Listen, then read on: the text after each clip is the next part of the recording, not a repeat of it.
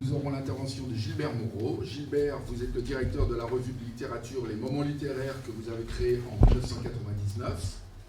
Cette revue semestrielle spécialisée dans l'écrit intime offre à ses lecteurs des extraits de journaux intimes, des carnets d'écrivains, de voyages, de rêves et des récits autofictionnels.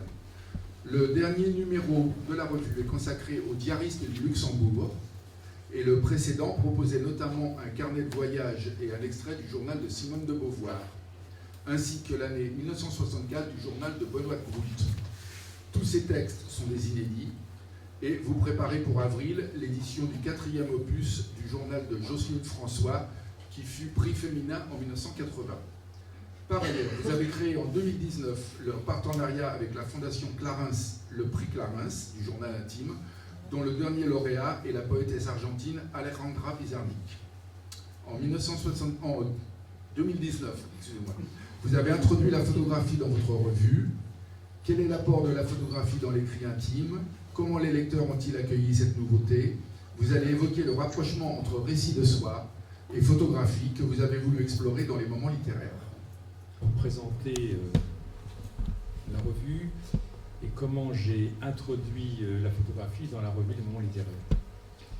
Donc la revue, comme vous l'avez exposé un tout petit peu dès le début de la réunion, c'est une revue semestrielle dont l'objectif est de promouvoir la littérature du jeu ou le récit de soi et plus généralement ce qu'on appelle l'écrit intime. Pour cela, on y trouve des extraits inédits, ou en tout cas quasiment toujours inédits, de journaux intimes, de carnets d'écrivains, de carnets de voyage, de correspondances, de récits autobiographiques, avec des auteurs connus comme Simone de Beauvoir, Jean Giono, Pontalis ou Pierre Paché, et puis aussi des auteurs moins connus, disons plus confidentiels. Mais sont également introduits dans la revue des documents qui sont découverts par les familles ou les proches, par exemple au moment de la disparition d'une succession, et on retrouve des papiers dans les documents familiaux. Et depuis 1999, la revue a publié 260 auteurs. Donc les premiers numéros proposaient aux lecteurs une succession de textes indépendants les uns des autres. On y trouvait par exemple les journaux intimes de Michel Polac ou de Louis Nucera, mais aussi des lettres extraites de la correspondance inédite et familiale de Jean Giono. Au fil du temps, la revue a un peu évolué et à partir du numéro 6 sont apparus des dossiers consacrés à un auteur dont l'écrit intime a une place importante dans son œuvre.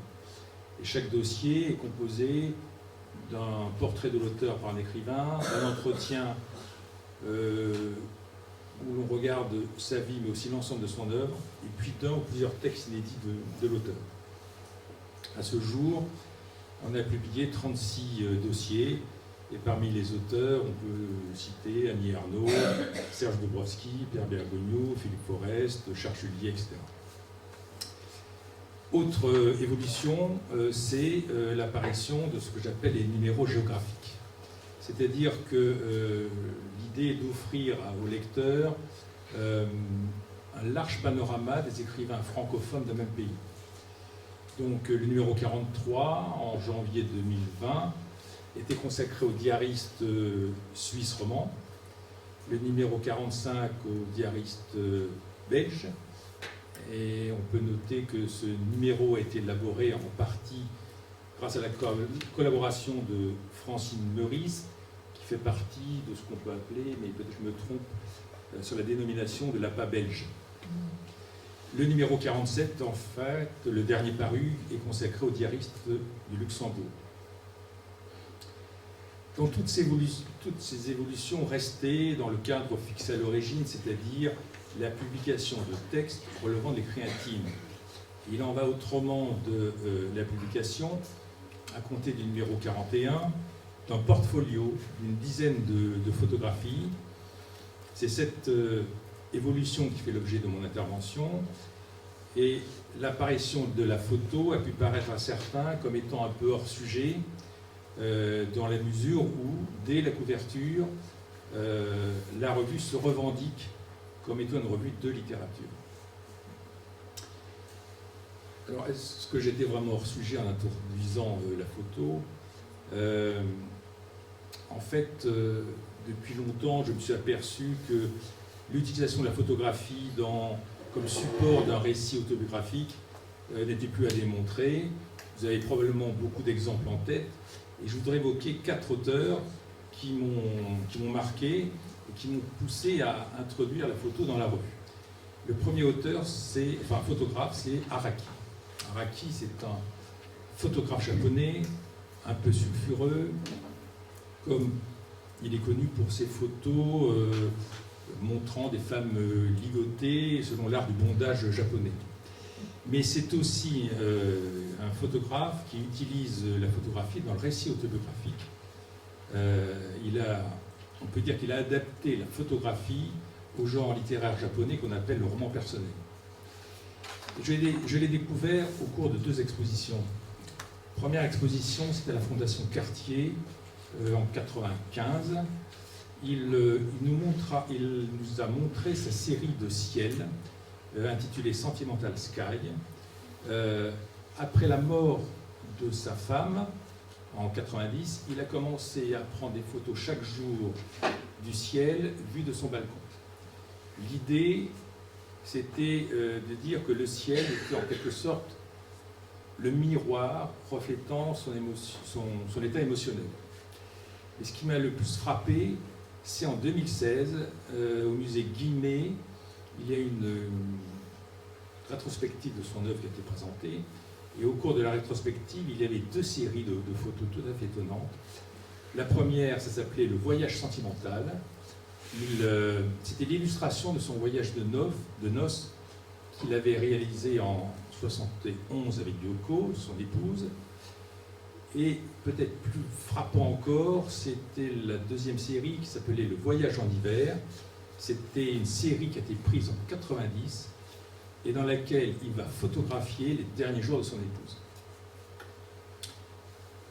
Autre photographe intéressant, c'est la photographe Nan Goldin, qui est une photographe américaine, très connue notamment pour son travail sur la vie des marginaux à New York.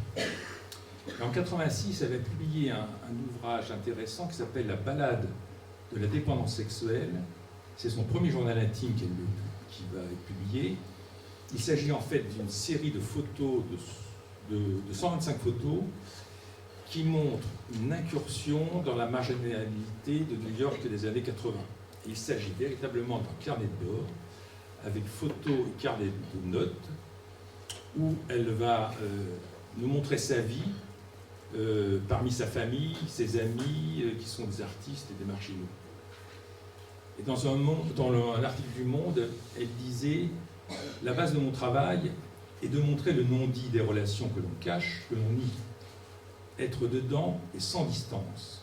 Les gens cachent dans un tiroir les photos intimes de sexe et montrent leur paysage et le bonheur apparent. Moi, je fais le contraire. » Autre exemple plus frappant encore, c'est Sophie Calle, qui est une artiste plasticienne, écrivaine. Ses œuvres mélangent ce qu'elle appelle des produits personnels, et on y trouve autoportrait, autobiographie, journal intime, autofiction. Et plutôt que récit de soi, elle préfère parler de l'exposition de soi. Et je me souviens de son installation qui s'appelait Rachel Monique en 2010, qui a été suivie d'un livre qui s'appelle « Elle s'est appelée successivement Rachel et Monique ». Dans ce livre et dans cette installation, Sophie Calle évoque la mort de sa mère. Et sur scène, elle lisait des extraits du carnet intime de sa mère, et en même temps, elle montrait une vidéo d'une dizaine de minutes où elle filmait les derniers instants de sa mère. Dernier exemple, et qui est assez proche en fait, de ma démarche et de ce que j'ai voulu faire avec la revue, c'est la démarche de Annie Ernaux et de Marc Marie, Et je voudrais évoquer donc ici le livre « L'usage de la photo ». Et dans ce livre, la volonté des deux auteurs était de jumeler texte et photo avec l'idée que les photos ici n'étaient pas des illustrations du texte, mais une histoire en eux-mêmes. Le but des photos, en fait, il est de fixer les lieux où ils s'étaient rencontrés et aimés. Et pour cela, je ne sais pas si vous avez en tête le livre, on voit des photos qui sont des amoncellements de vêtements, qui sont en fait ce qu'ils appelaient les reliefs et vestiges de l'acte amoureux. Et Annie Ernaux indique d'ailleurs j'ai souvent pensé que l'on pourrait raconter toute sa vie avec des chansons et des photos. Donc pour moi, au fil des années, au fil des découvertes comme ça, l'idée que la photographie avait sa place dans le récit de soi est devenue une évidence. Restait à savoir comment l'intégrer dans ma revue. Alors la première des questions qu'on me pose souvent, mais c'est pourquoi avez-vous introduit la photo aussi tardivement? C'est vrai que pendant 40 numéros, il n'y a pas eu de photo. Et pourtant, c'est une idée ancienne, mais que je ne pouvais pas réaliser dans la mesure où la revue était éditée à l'ancienne, c'est-à-dire en typographie, et la reproduction de photographies était impossible dans ce cadre-là, et j'aurais dû faire appel à un second imprimeur pour une impression numérique, rapatrier le cahier photo qu'il m'aurait imprimé, l'amener à l'atelier de brochage pour l'intégrer, je dirais, un peu n'importe où, en fonction de la disposition des cahiers. Donc c'était à la fois trop compliqué et pas assez souple. Mon imprimeur a pris sa retraite à l'âge de 80 ans, et je me suis orienté donc vers l'impression numérique, et là l'introduction de la photo ne posait plus de problème technique. Donc je me suis posé la question de savoir quelle photo et pourquoi faire. Alors, la photographie a été introduite dans la revue, non pas pour illustrer un texte, ou pour illustrer la notice biographique d'un des auteurs, mais comme un véritable témoignage, une vision de soi au même titre que les extraits de journaux intimes ou de carnets d'écrivains que je publie. Et pour rester dans la ligne directrice de la revue, à savoir le récit de soi, j'ai privilégié deux approches. L'autoportrait. Et la deuxième approche, c'est des portraits d'une même personne, réalisés au fil du temps par un ou plusieurs photographes, réalisant ainsi, en quelque sorte, un carnet de vie. À ce jour, j'ai publié 7 portfolios. Je vais vous les présenter. Enfin, je vais vous présenter les photographes. Et je vais vous présenter aussi des portfolios avec 2 photos extraites de chacun des portfolios. Tout ça pour vous donner une idée de la démarche.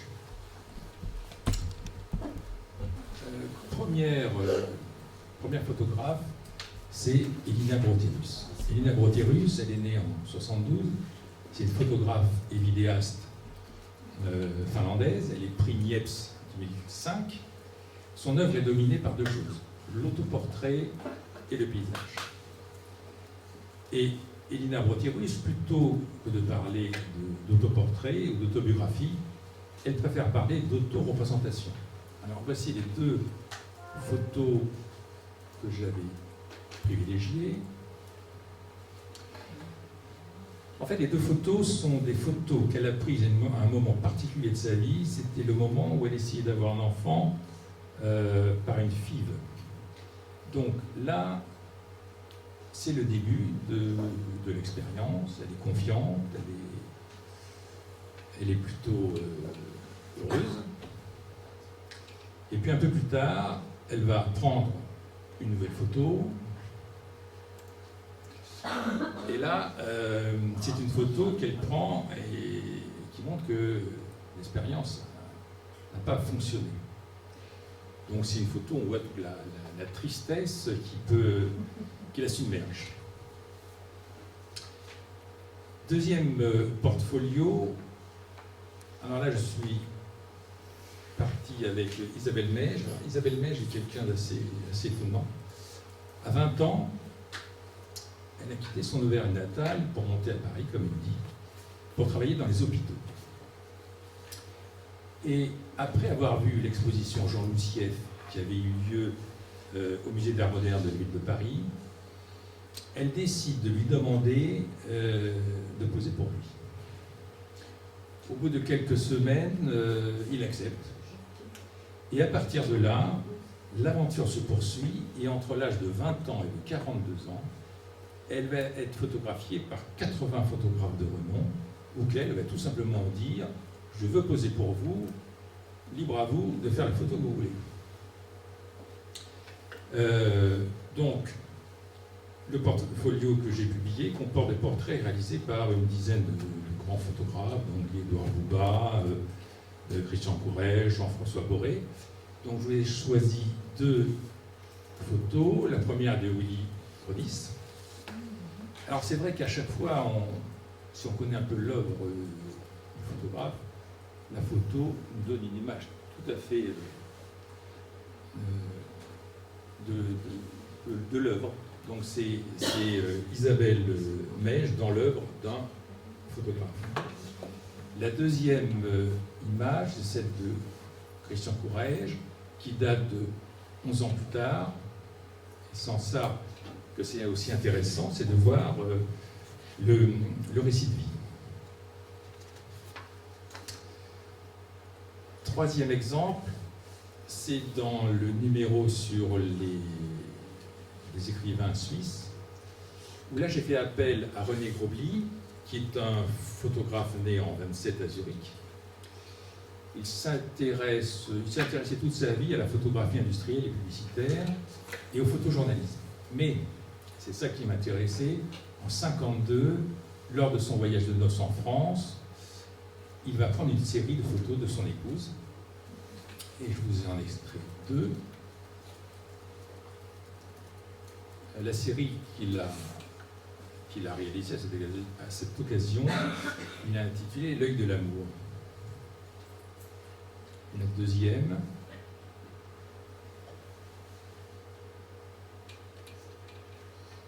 Après, je suis repassé avec Laurence Chevalier dans le style de l'autoportrait. Elle est également prix Niepce 1998.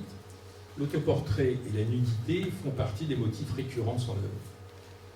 Et elle a cofondé en 1985, avec 2 photographes, Jean-Claude Bellégou et Yves Trémorin, le groupe Noir Limite.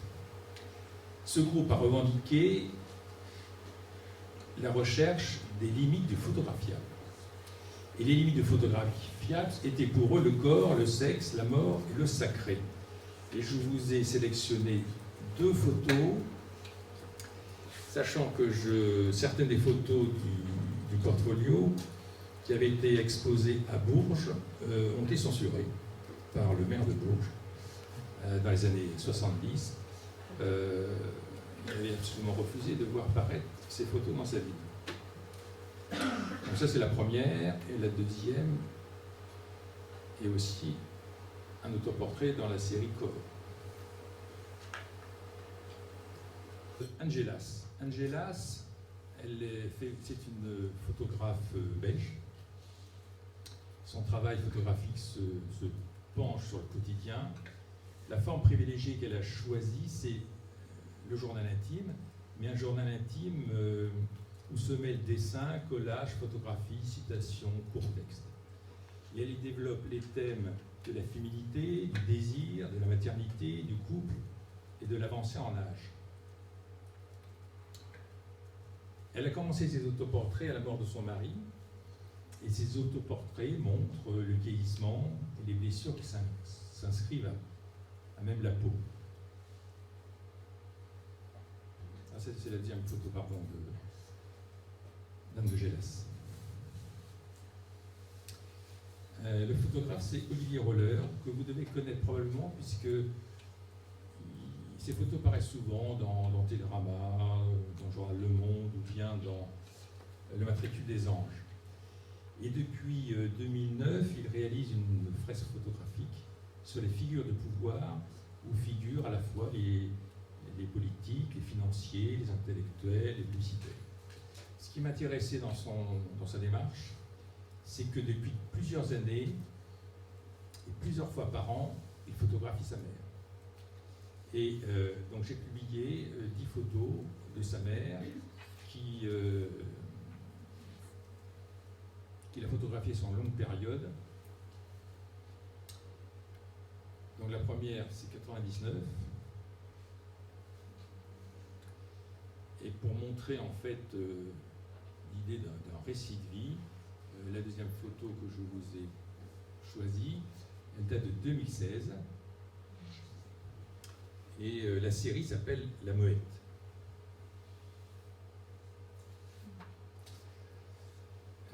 Dernière série beaucoup plus tranchée, je dirais.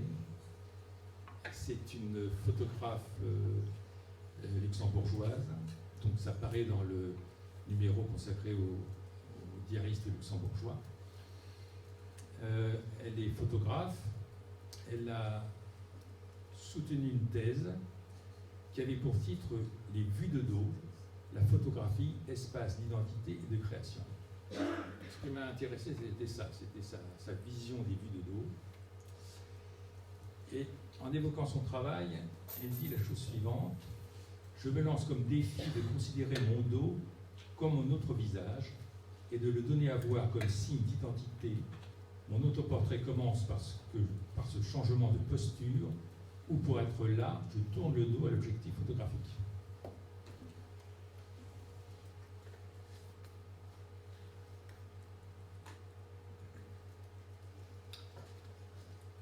Maintenant, je vais vous parler donc du retour des lecteurs, comment ils ont accepté ou vu les photos que je leur proposais. Jusqu'à l'apparition des portfolios, un nouveau numéro de la revue générait très peu de courriers des lecteurs. À présent, ils écrivent avec une interrogation récurrente: pourquoi des photos? Et surtout, pourquoi ce genre de photos? Alors, après avoir été un peu surpris par ce genre de questions, je me suis dit qu'effectivement, cela méritait débat. Alors, les remarques des lecteurs peuvent se classer en plusieurs catégories. La première, c'est pourquoi mettre des photos dans une revue de littérature. Alors, les moments littéraires, c'était évidemment et avant tout une revue de littérature, comme c'est mentionné dès la couverture. Mais c'est aussi, et ça je le revendique depuis le début, une revue sur l'écriture du jeu. Et il existe des supports, autres que le texte, pour explorer le récit de soi. Les autres supports sont introduits de manière marginale. C'est la photographie, bien sûr, mais c'est aussi, par exemple, le carnet graphique. Et dans le numéro 45 sur les auteurs belges, j'ai reproduit les carnets illustrés de Paul Mahou. Ce sont des carnets où, sur la page de gauche, il note ses rendez-vous et ce qu'il fait, et sur la page de droite, à la plume, il dessine sa semaine. Donc en fait, mon idée, c'était de montrer la diversité et la richesse de récits de soi. Ce qu'il faut aussi remarquer, c'est que les lecteurs se focalisent sur les photographies de manière tout à fait étonnante. Et cela, c'est sans doute parce qu'elles ont une force évocatrice beaucoup plus puissante que celle d'un texte. Il semble que les séries que je présente s'imposent à eux, les marquent, les choquent, les dérangent ou les séduisent en un instant et s'inscrivent de manière durable dans leur mémoire. Ça rappelle une publicité des années, je crois, 70 de Paris Match qui disait « Le poids des mots et le choc de photos ». Là, je crois qu'avec les séries que j'ai proposées, il y a eu un choc. Il y a aussi le rejet des photos. Car les photos que je présente, apparemment, ne répondent pas à l'attente du beau des lecteurs. Et souvent, ils me disent « Cela ne se montre pas. La tristesse, les cornues, le vieillissement doivent rester cachés. » Et je pense que Florent Chevalier avait raison de parler des limites du photographiable et Don Golding de souligner que les gens cachaient dans un tiroir les photos intimes et de sexe et montrent leur paysage et leur bonheur apparent. Mais la photo qui a, la série qui a le plus marqué les gens et qui a induit un courrier important, c'est la série de Olivier Roller sur sa mère, celle que j'ai appelée, enfin, qu'on a appelée La Meute.